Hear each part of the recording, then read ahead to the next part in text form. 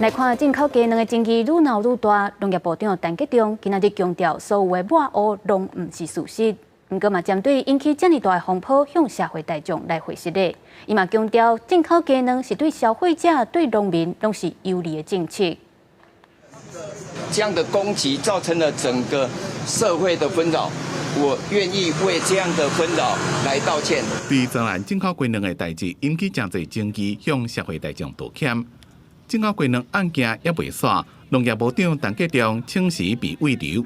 伊19伫咧立法期向民进党立法期党团进行行政立法协调汇报。面对着媒体问题，陈吉仲强调，一寡批评拢毋是事实。针对所有的鸡蛋的专案进口政策是正确的，效益是高于成本的，但是因为这样的许多的抹黑、造谣，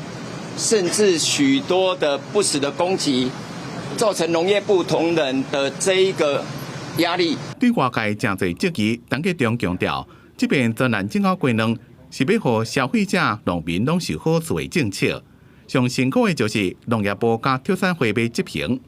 因那农业部加食药署自19开始要连续3天联合稽查巴西鸡卵的流向。这一个食安的这个相关的稽查，我们把所有到期的5400多万颗扣掉，已经做相关的堆回循环再利用的这一些的所有到期的蛋，在全台湾各个县市的各个冷链物流仓库